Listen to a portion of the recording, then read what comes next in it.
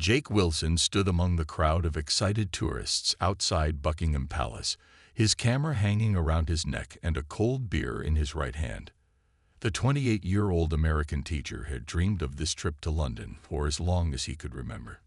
Back home in Ohio, his small apartment was filled with books about British history and pictures of famous London landmarks. For 2 years, Jake had saved every extra dollar from his teaching job, eating cheap meals and skipping vacations with friends. Now, finally, he was here. It was a perfect summer day in London. The sky was bright blue with only a few white clouds floating by. The air felt warm, but not too hot, and a light breeze carried the sounds of the city. Cars honking in the distance, tour guides explaining history to groups of visitors, and street musicians playing nearby. This is even better than I imagined, Jake thought as he took a sip of his beer. He had bought it from a small shop near the palace, wanting to enjoy the full tourist experience while watching the famous changing of the guard ceremony. Jake checked his watch. The ceremony would start in just 5 minutes. All around him, people pushed forward, trying to get the best spot to see the guards in their bright red uniforms and tall black bearskin hats. Children sat on their parents' shoulders, and many tourists held their phones high, ready to record everything.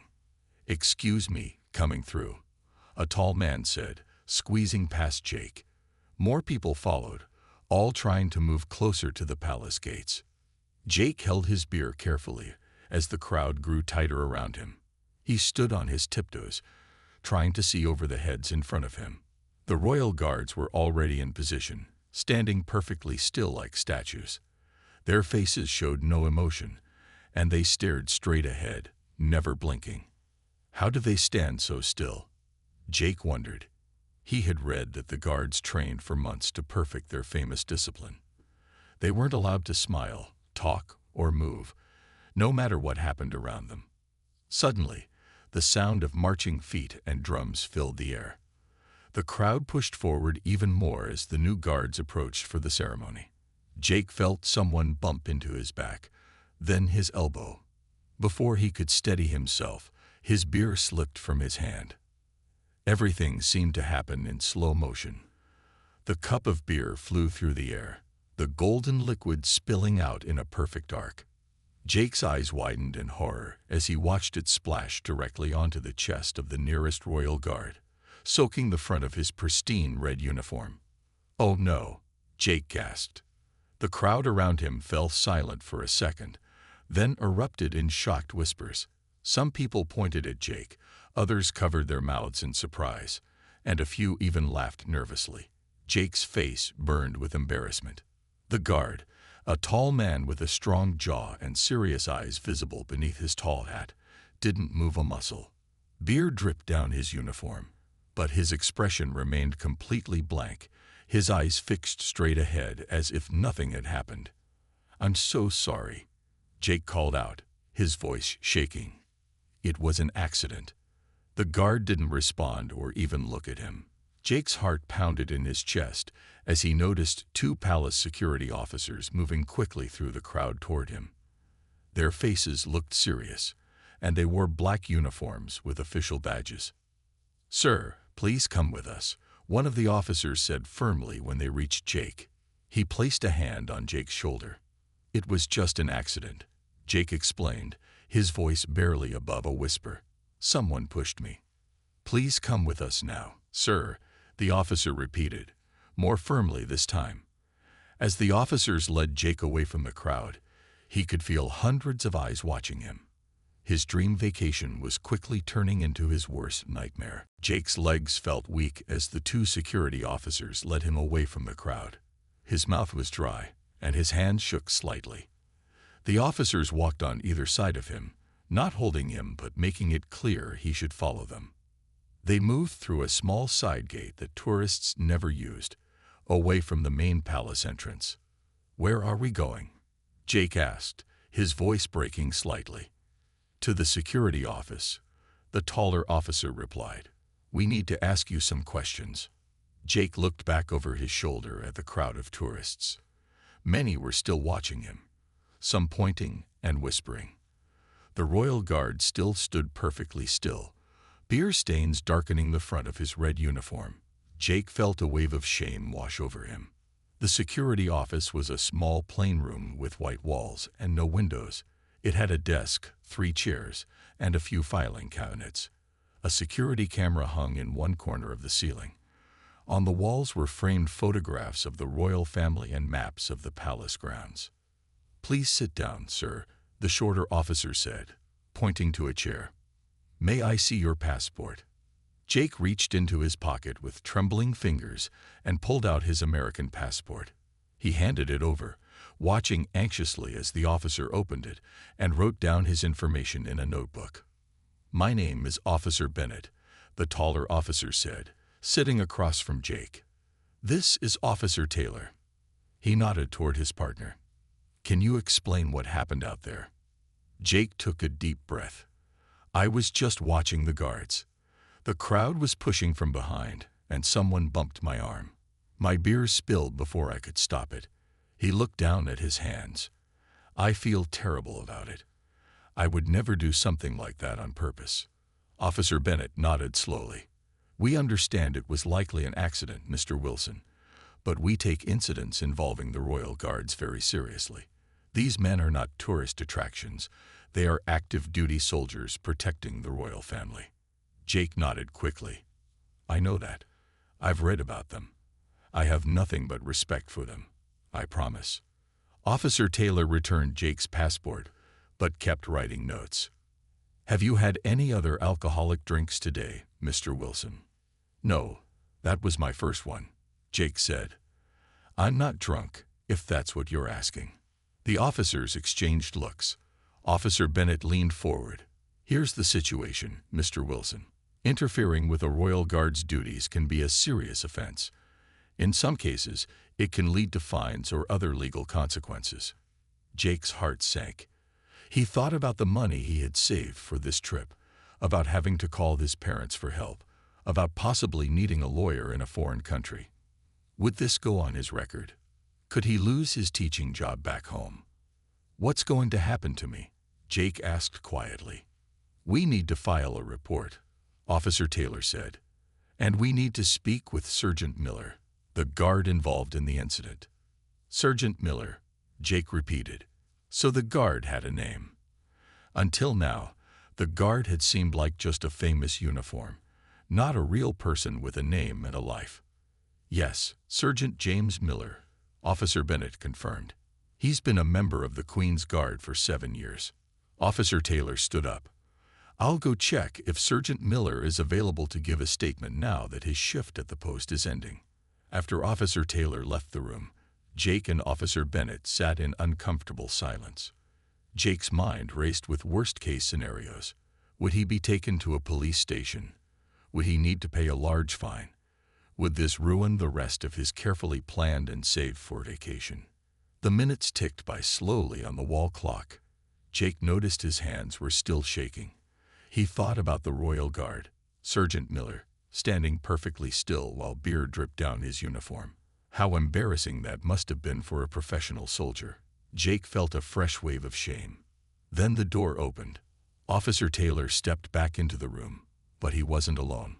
Behind him stood Sergeant Miller himself, still in his red uniform, with the beer stain clearly visible on the front. His tall black bearskin hat was tucked under his arm, revealing short brown hair. The guard's face was serious as he looked directly at Jake for the first time. Jake stood up quickly when Sergeant Miller entered the room. The guard was even taller up close, at least 6 feet 4 inches, with broad shoulders and a strong build. His face was clean-shaven, and his eyes were a sharp blue color. The beer stain on his red uniform had begun to dry, leaving an ugly dark patch on the bright fabric. "Please sit down, Mr. Wilson," Officer Bennett said. Jake slowly returned to his chair, his eyes still fixed on Sergeant Miller. The guard's face was hard to read. He didn't look angry, but he didn't look friendly either. "Sergeant Miller," Officer Bennett said, "this is Jake Wilson from the United States. He claims the beer spill was an accident due to crowding." Sergeant Miller nodded once, then surprised everyone by pulling up a chair directly across from Jake. He placed his tall bearskin hat on the desk and looked straight at Jake. "Mr. Wilson," he said in a clear, deep voice with a British accent, "can you tell me exactly what happened?" Jake swallowed hard. "I was watching the ceremony, sir. The crowd was pushing from behind. Someone bumped my arm, and before I knew it, my beer was flying through the air." He paused, then added sincerely, "I'm so sorry about your uniform. I would never do something like that on purpose." Sergeant Miller looked at Jake for a long moment, studying his face. The room was so quiet that Jake could hear the ticking of the wall clock and his own heart beating fast in his chest. Finally, Sergeant Miller turned to the officers. "I believe it was an accident," he said simply. Officer Taylor frowned. "Are you certain, Sergeant? We've had problems with tourists trying to make the guards react before." "I am certain," Sergeant Miller replied firmly. "I was watching from the corner of my eye. There was a large man who pushed through the crowd just before it happened. Mr. Wilson here had been standing respectfully for over 20 minutes before that." Jake felt a rush of relief wash over him. The guard had noticed him even before the accident, and now Sergeant Miller was defending him. "Well," Officer Bennett said, "if you're satisfied it was an accident, we can close this case with just a warning." He looked at Jake. "Mr. Wilson, please be more careful around the palace grounds. No more open containers near the guards." "Yes, sir," Jake said quickly. "Absolutely." Officer Taylor still looked unsure but closed his notebook. "You're free to go, Mr. Wilson. We'll keep your information on file for 30 days, but no charges will be filed."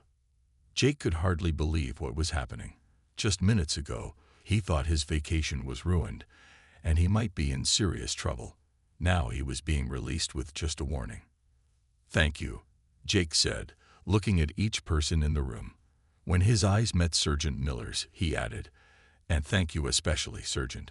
I really am sorry about your uniform." For the first time, Sergeant Miller's serious expression softened slightly. "It's not the first time something has been spilled on this uniform, Mr. Wilson, though usually it's rain or bird droppings, not beer." Was that almost a smile on the guard's face? Jake wasn't sure, but he felt the tension in the room ease a little. Officer Bennett stood up. "Sergeant Miller needs to file his report, and then he's off duty. You can leave through the same side gate you came in." Jake nodded and stood up. He took his passport from the desk and put it back in his pocket. This strange experience was almost over. In a few minutes, he would be back on the London streets, continuing his vacation as if nothing had happened. As Jake reached the door, Sergeant Miller suddenly spoke again. "Mr. Wilson, wait a moment." Jake turned back, surprised. What else could the guard want? Sergeant Miller looked at the two officers. "I'd like a private word with Mr. Wilson, if that's acceptable." The officers looked at each other, then shrugged. "Take your time," Officer Bennett said. "We'll be outside when you're finished." The officers left the room, closing the door behind them. Now Jake was alone with Sergeant Miller, the man whose uniform he had ruined in front of hundreds of tourists, and whose stoic reaction had impressed everyone. Sergeant Miller's serious expression changed completely, and to Jake's utter surprise, the Royal Guard smiled. Jake stared in amazement at Sergeant Miller's smile. It transformed the guard's serious face completely, making him look younger and much more approachable. The stern Royal Guard Jake had seen standing at attention was now a regular person with friendly eyes.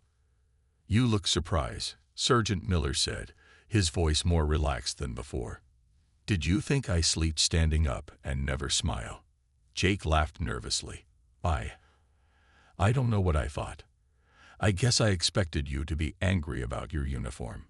Sergeant Miller looked down at the beer stain. Trust me, Mr. Wilson, after 7 years as a Royal Guard, a beer stain is nothing. I've had birds relieve themselves on my hat, tourists try to make me laugh, and once an old woman poked me repeatedly with her umbrella to see if I was real." Jake's eyes widened. "Really? How do you stay so still? Years of practice and good training, Sergeant Miller answered. He leaned forward slightly. But the reason I wanted to speak with you privately is that I saw something in you that I don't often see in tourists. What's that? Jake asked, curious. Genuine respect. You weren't trying to make me move or laugh. You were simply there to observe the ceremony. Sergeant Miller paused. And then I saw how truly upset you were when the accident happened. Most people who disrupt us think it's funny. Jake nodded earnestly. I've read so much about the guards and your history. I saved for 2 years to come to London. The last thing I wanted was to cause any trouble. Sergeant Miller seemed to consider something for a moment. Then he reached into his pocket and pulled out a small card. He wrote something on the back of it before handing it to Jake. My shift ends at 5 o'clock today, he said. If you're interested, I could show you some parts of London that tourists rarely see. Jake looked at the card, then back at Sergeant Miller, not sure if he had heard correctly. You want to show me around London, after I spilled beer on you. Sergeant Miller laughed, a warm, genuine sound. Consider it cultural exchange. I've never been to America, but I'd love to hear about it. And I know London better than any tour guide. I was born and raised here. Jake was speechless. This was the last thing he expected when he was brought to the security office. The guard whose uniform he had ruined was now offering to be his personal guide. That would be amazing, Jake finally managed to say. But are you sure? I mean, don't you want to go home and relax after your shift? I have tomorrow off, Sergeant Miller replied. And to be honest, most days I just go home and watch television. This would be more interesting. He stood up and picked up his hat. The card has my number. Text me if you're interested, and we can meet outside the west gate of the palace. Jake stood up too, still trying to process what was happening. Thank you, Sergeant Miller. This is really kind of you. James, the guard said. My name is James. Sergeant Miller is just for when I'm on duty. James, Jake repeated with a smile. I'm Jake. James nodded and put his bearskin hat back on, instantly transforming back into the formal royal guard. Well, Jake from Ohio, I should let you get back to your vacation. The officers will show you out. He opened the door, and the 2 security officers were waiting outside as promised. The serious expression returned to James's face as he nodded formally to them. Everything is sorted, he told the officers.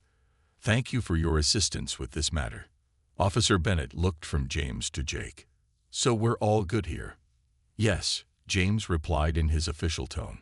It was clearly an accident, and Mr. Wilson has been appropriately warned. Jake tried to keep a straight face, playing along with James's return to formality. Thank you for your understanding, Sergeant Miller. As the officers led Jake back toward the exit, he clutched the card in his pocket. His disaster of a morning had somehow turned into what might be the most interesting opportunity of his entire trip. He looked back over his shoulder once, just in time to see James give him a quick wink before marching off in the other direction. Jake stepped back into the sunny London day, his heart light with relief and excitement. His vacation hadn't been ruined after all. It was just getting started. Jake spent the next few hours walking around London, still thinking about his strange morning. He visited the Tower of London as planned, but his mind kept returning to James's offer. At 4:30, he finally took out his phone and the card James had given him. Hello, this is Jake Wilson. He typed in a text message. I'd love to take you up on your offer to see London. I can meet you at the West Gate at 5. The reply came quickly. Great. See you then. Just look for a normal person, not a red uniform. James. Jake smiled and put his phone away. He bought a bottle of water from a street vendor and headed back toward Buckingham Palace. This time, he avoided the crowded front area and walked around to the quieter west side, as James had instructed. At exactly 5 o'clock, a man in jeans and a blue t-shirt walked out of a side door near the west gate. It took Jake a moment to recognize James without his uniform and tall hat. He looked completely different in regular clothes, younger and more relaxed. His short brown hair was slightly messy, and he carried a small backpack over one shoulder. "Jake, you made it," James called with a friendly wave. "I almost didn't recognize you," Jake admitted as they shook hands. James laughed. "That's the point. When I'm not in uniform, I can be a regular person. No one expects me to stand still for hours or keep a straight face." He gestured toward the street, ready for the real London tour. For the next 2 hours, James showed Jake places that weren't in any guidebook. They walked through quiet neighborhoods with beautiful old houses. They found a small park where local children played. James pointed out buildings with interesting histories that tourists usually missed. "That house there," James said, pointing to a normal-looking home on a quiet street, "belonged to a famous writer in the 1800s. And see that pub on the corner? It's been open since 1720. The royal family used to sneak out to drink there hundreds of years ago." Jake was fascinated. "How do you know all this stuff?" "My grandfather was a London taxi driver," James explained. "To drive a taxi here, you have to learn something called the knowledge, every street, every landmark, every shortcut in London. He taught me everything he knew." They stopped at a small restaurant tucked away on a side street. It had only 5 tables, and an older woman greeted James by name when they walked in. "James, we haven't seen you in weeks," she said warmly. "Been busy at work, Mrs. Parker," James replied. "This is my friend Jake from America. I'm showing him the real London." Mrs. Parker smiled at Jake. "Well, you're in good hands. James knows this city better than most people who give tours for money." She led them to a table by the window. "The usual for you, James." "Yes, please," James said. "And Jake should try your fish and chips. Best in London." After Mrs. Parker left, Jake looked around the cozy restaurant. "So this is where locals eat?" James nodded. "My family has been coming here for 3 generations. Tourists never find this place because it's not advertised anywhere." As they waited for their food, Jake realized how different this experience was from what he had planned. His guidebook recommended famous restaurants where visitors could get authentic British food. But those places were expensive and crowded with other tourists. "So," James said, interrupting Jake's thoughts, "tell me about America. I've always wanted to visit, but never had the chance." Jake smiled and began telling James about his hometown in Ohio, the small school where he taught history, the quiet life he lived that was so different from London. As he talked, he noticed James listening with real interest, asking questions about everyday things that tourists usually didn't care about. Their food arrived, golden fried fish with crispy chips, served with a side of mushy peas and tartar sauce. Jake took one bite and understood why James had brought him here. "This is amazing," he said between bites. "I've never had fish and chips this good." James smiled proudly. "Told you. Mrs. Parker's family has used the same recipe for 60 years. As they ate, Jake realized something. This morning, he had been just another tourist in London, seeing only what other tourists saw.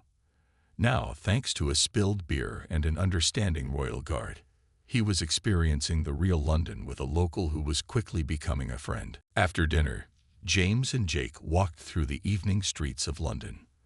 The sun was starting to set, painting the sky with beautiful colors of orange and pink. Street lamps began to light up along the pathways. "What do you do when you're not standing guard?" Jake asked as they crossed a small bridge over the Thames River. James smiled. "I have a normal life, believe it or not. I like to read, watch football, soccer, as you Americans call it, and I play guitar in a small band with some friends." "A royal guard who plays guitar," Jake said with a laugh. "I bet tourists would never guess that." "That's the thing about the uniform," James explained. "People see it, not the person wearing it. They forget we're just regular people doing a job." He stopped walking and leaned against the bridge railing, looking out at the water. "What about you? Teaching history must be interesting. Jake joined him at the railing. It is when the students care. But most teenagers think history is boring. Maybe you should spill beer on them to get their attention, James joked. They both laughed. The tension and embarrassment from the morning's accident seemed far away now. Actually, Jake said, I might tell them this story when I get back. How a clumsy American tourist spilled beer on a royal guard and ended up making a friend instead of getting arrested. James grinned. We should take a picture. No one will believe you otherwise. He pulled out his phone and stood next to Jake. They smiled as James took a selfie with the tower bridge visible behind them in the distance.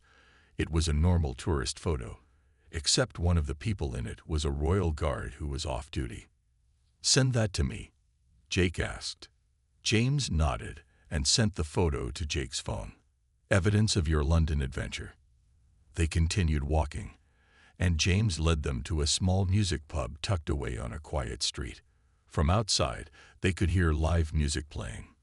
A sign on the door read, The King's Arms, live music every night. This is where my band plays sometimes, James explained. It's a local favorite. Not many tourists find this place. Inside, the pub was warm and cozy. Old wooden beams crossed the ceiling, and the walls were covered with photos of musicians. A small stage in the corner held a four-piece band playing folk music. The room was filled with locals enjoying their drinks and the music. James called the bartender, a man with a gray beard and friendly eyes. Haven't seen you in a while. The usual. Thanks, Mike, James replied. And whatever my American friend wants. They found a small table near the back of the pub. Jake looked around, taking everything in. This wasn't the London he had planned to see, but it was better. It was real. This place has been here since the 1800s, James told him. Some famous musicians started their careers on that little stage. As they sipped their drinks and listened to the music, other regulars came over to say hello to James. He introduced Jake to everyone as his American friend, and each person made Jake feel welcome with handshakes and friendly questions about his trip. How did a tourist like you meet our James? Asked an older woman named Mary who was a regular at the pub.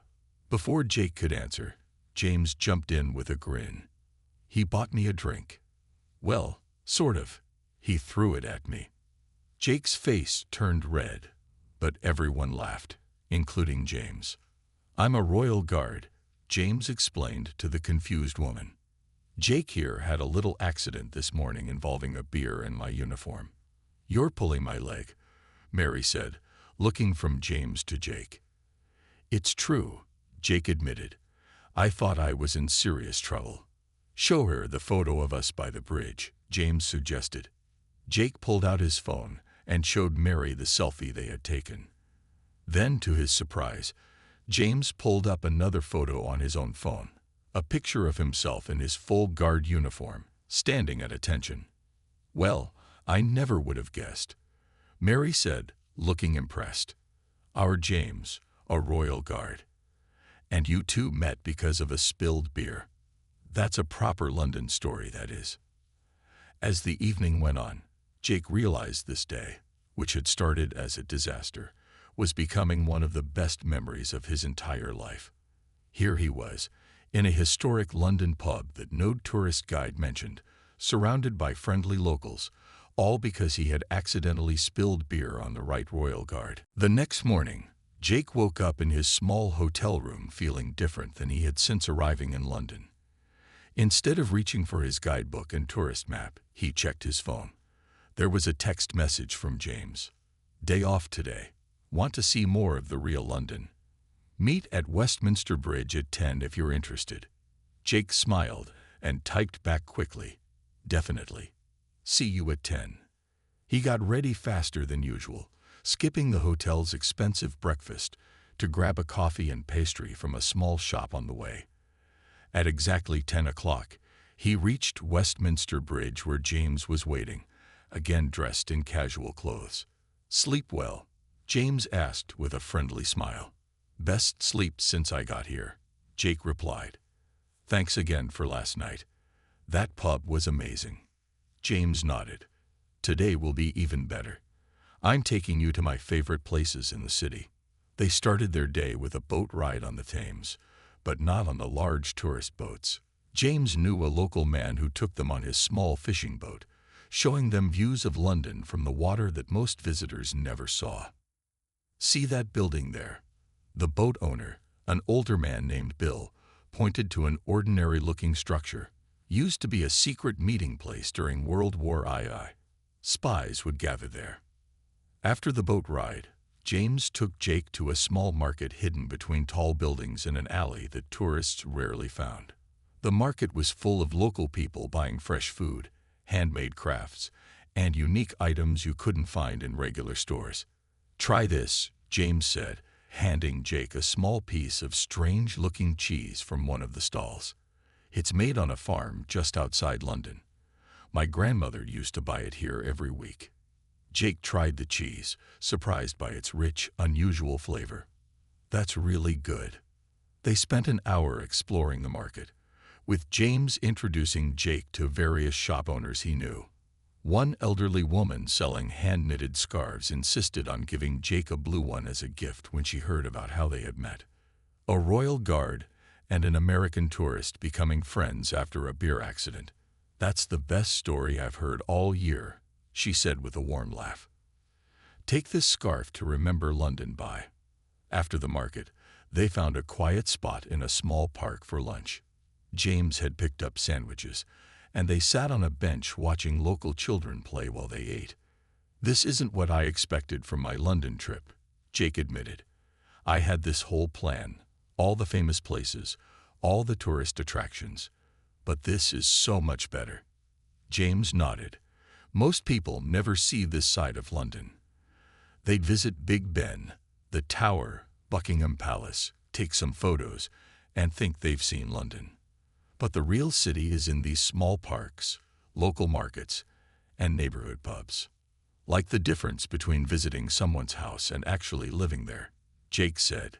"Exactly," James agreed. "Speaking of which, there's one more place I want to show you today." After lunch, James led Jake through some quiet streets to a hill in a part of London Jake had never heard of. They climbed to the top, and when they reached it, Jake could see the entire city spread out before them. The famous landmarks, the river, the neighborhoods, all of it in one amazing view. "This is where I come to think," James said quietly. "Not many tourists know about this spot." Jake stood in silence, taking in the beauty of London from this new perspective. From here, he could see how the famous buildings that tourists visited were just a small part of a much larger, living city. "Thank you," Jake said finally. "Not just for this, but for everything. When I spilled that beer yesterday, I thought my vacation was ruined. Instead, it turned into something I'll never forget." James smiled. "Sometimes the worst moments lead to the best experiences. If you hadn't spilled that beer, you'd just be another tourist following a guidebook, and I'd just be another guard in a red uniform." As they stood looking out over London, Jake took a photo of the view with his phone. Then he asked a passing jogger to take a picture of him and James together with the city behind them.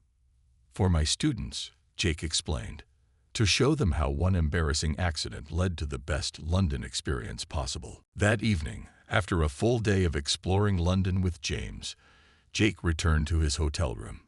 He felt tired but happy. Before going to sleep, he decided to post some of the photos from his day on his social media account. He chose the selfie with James on the bridge, the picture of them at the viewpoint overlooking London, and a few other images of the hidden places they had visited. He typed a short message to go with the photos. "Spilled beer on a royal guard yesterday. Instead of getting in trouble, I made a friend who's showing me the real London." Sometimes accidents lead to amazing experiences. Jake didn't think much about it as he posted the pictures. He set his phone on the nightstand, set his alarm for the next morning, and quickly fell asleep, tired from the day's adventures. When Jake woke up the next morning, he was surprised to see his phone screen filled with notifications. His social media post had hundreds of likes and comments, far more than anything he had ever posted before. Friends from back home were tagging others to see his post. Even people he didn't know were sharing his pictures and story. "What in the world?" Jake muttered, scrolling through the comments. "Is this for real?" One friend had written. "This should be a movie," said another. Jake texted James, "I think our story is going viral online. I posted some pictures last night, and now thousands of people have seen them."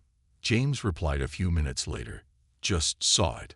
My phone is blowing up too. Some of my fellow guards are texting me about it." As Jake ate breakfast at his hotel, a young woman approached his table. "Excuse me," she said with an excited smile. "Are you the American who spilled beer on the Royal Guard? I saw your post online." Jake nodded, surprised. "Yes, that's me." "That's such an amazing story," she said. "Would you mind if I took a picture with you? My friends back home won't believe I met you." Feeling a bit strange about being recognized, Jake agreed to the photo. Before he finished his breakfast, 2 more tourists came up to him, having recognized him from the viral post. Just as Jake was leaving the hotel, his phone rang. It was James. "You're not going to believe this," James said when Jake answered. "A reporter from the London Daily News just called me. They want to interview us about our story." "Are you serious?" Jake asked, stopping on the sidewalk outside his hotel. "Completely serious. They saw our photos online and tracked me down through a friend. They think it's a great human interest story, the tourist and the Royal Guard becoming friends after a beer accident." Jake laughed. "This is crazy. What did you tell them?" "I said I'd have to check with you first," James replied. "But I think it could be fun. They want to meet us for lunch at a restaurant near Buckingham Palace." Jake thought for a moment. His original plan for today had been to visit the British Museum, but this unexpected turn of events seemed too interesting to pass up. "Let's do it," he said with a grin. A few hours later, Jake and James sat at a table in a nice restaurant near the palace. Across from them was a friendly woman named Sarah Williams, a reporter from the London Daily News. She had a notebook and a professional camera. "So tell me," Sarah said with a smile, "how exactly did a spilled beer lead to this unlikely friendship?" Jake and James took turns telling their story, from the accident at the palace to their adventures around London. Sarah took notes and laughed at the funny parts.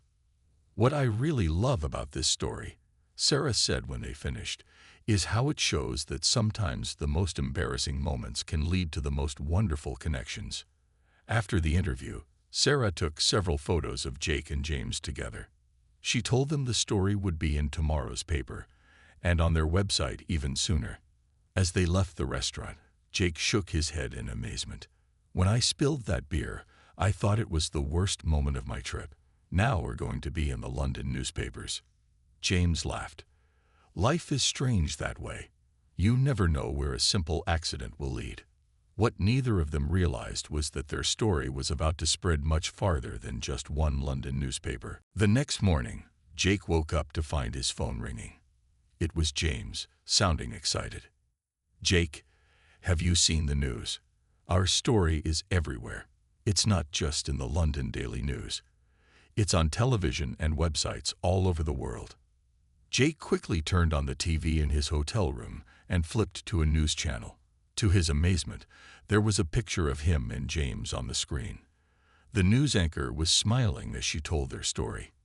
In today's heartwarming news, an American tourist named Jake Wilson accidentally spilled beer on a royal guard at Buckingham Palace, but instead of getting in trouble, he made a lifelong friend. The guard, Sergeant James Miller, showed him the hidden side of London that most tourists never see.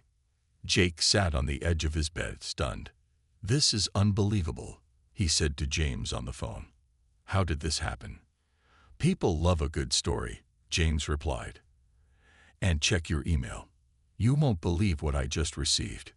Jake opened his email on his phone and saw that James had forwarded him a message. It was from a travel company called Global Adventures. They were offering Jake and James an all-expenses-paid weekend trip to New York City. "Is this real?" Jake asked, reading the email twice. "It's real," James confirmed. "They want us to visit New York together, so you can show your country the way I showed you London. They think it would make a great follow-up story." "That's amazing," Jake exclaimed. "You said you've always wanted to visit America." "I have," James said. "But there's more. The royal family's press office contacted me this morning. They love the story too. They said it shows the human side of the guards and is good for the image of the palace." Over the next 3 days, Jake's vacation changed completely. He and James were invited to radio shows and more newspaper interviews. Tourists recognized them on the street and asked for photos. A famous talk show host even interviewed them via video call from her studio in America. On Jake's last day in London, he and James met at the same small park where they had eaten lunch days earlier. "I still can't believe all this happened because I spilled beer on you," Jake said, shaking his head. James laughed. "Life works in strange ways. When do I get to visit you in America?" "The travel company booked our tickets for next month," Jake replied. "I can't wait to show you Ohio. It's not as exciting as London, but it's home." "I'm looking forward to it," James said. "And I have some news. The palace has asked me to help create a program where guards can volunteer to meet with tourists and answer questions when they're off duty. They're calling it Meet the Guards." "That's perfect," Jake said. "So my clumsy accident is actually changing things for the better." As they sat talking in the park, a young family approached them. The parents looked nervous, but their small daughter, about 7 years old, walked right up to James.